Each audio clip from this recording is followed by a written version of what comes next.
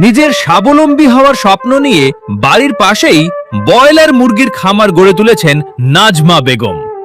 আর্থিক সংকটের কারণে ব্যবসা শুরু করা কঠিন হলেও শক্তি ফাউন্ডেশন থেকে ঋণ নিয়ে তিনি শুরু করেন এই উদ্যোগ। নাজমা বেগম জানান, ঋণের অর্থ কাজে লাগিয়ে বাড়ির পাশে খামার তৈরি করে ব্রয়লার মুরগি পালন শুরু করেছেন। মুরগি আপনারা দেখতে পারেন যে আমার জায়গায় কোনো ফ্যানই নাই, ফ্যান ছাড়াই আমি মুরগি পালি। এটা সম্ভব করছি যে মনে করেন চারিদিক দিয়ে গাছ গাছ আছে, আবার মনে করেন এই যে সামনে পুকুর, আবার দক্ষিণে বাতাস আসতে আছে, চারিদিক দিয়ে বাতাস আসতে আছে, এটা কিন্তু ফ্যানের কোনো প্রয়োজন পড়ে না। আমি এটা ভাবলাম যে এই জায়গায় ফার্মটা দিলে পাতে খুব ভালো হবে, মানে এই জায়গায় গাছ গাছলা আছে, তারপরে সামনে পুকুর আছে, ওই সামনে জমা আছে, মানে বাতাস আসতেছে, এই জায়গায় মানে আমার ফার্মটা দিলে মানে আমার মুরগি ভালো থাকবে বা সুস্থ থাকবে বা উঠবে ভালো। এইভাবে আমি এই জায়গায় ফার্মটা দিচ্ছি। এই জায়গায় একটু উঁচু করে দিলে পাতে ময়লাটা নিচে পড়ে যায় আর মানে গ্যাসটা উঠে না। আর চিনছিলাম মানে হ্যাঁ থেকে মানে আমি কয়েক টাকা লোন নিয়েছিলাম, বুঝছেন? কয়েক টাকা লোন নিয়ে এই যে আমার পরিচয় হইলো।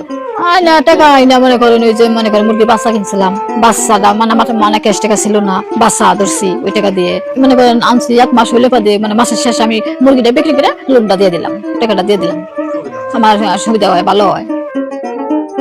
নিয়মিত পরিচর্যা ও পরিশ্রমের মাধ্যমে ধীরে ধীরে খামারটি এগিয়ে যাচ্ছে। মুরগি বিক্রি করে তিনি যেমন আয় করছেন, তেমনি পরিবারের আর্থিক চাহিদা পূরণেও ভূমিকা রাখছেন। তিনি বলেন, নিজের পায়ে দাঁড়ানোর পাশাপাশি ভবিষ্যতে খামারটি আরো বড় করার ইচ্ছা রয়েছে। তার মতো আরো নারীরা যদি সহজ শর্তে ঋণ ও প্রশিক্ষণের সুযোগ পান, তাহলে তারা স্বাবলম্বী হয়ে পরিবার ও দেশের অর্থনীতিতে অবদান রাখতে পারবেন। স্থানীয়দের মতে, বাড়ির আঙিনায় ছোট পরিসরে শুরু করা নাজমা বেগমের এই উদ্যোগ অন্য নারীদের জন্য অনুপ্রেরণার উদাহরণ হতে পারে। যথাযথ সহযোগিতা পেলে তার খামার আরও সম্প্রসারিত হওয়ার সম্ভাবনা রয়েছে।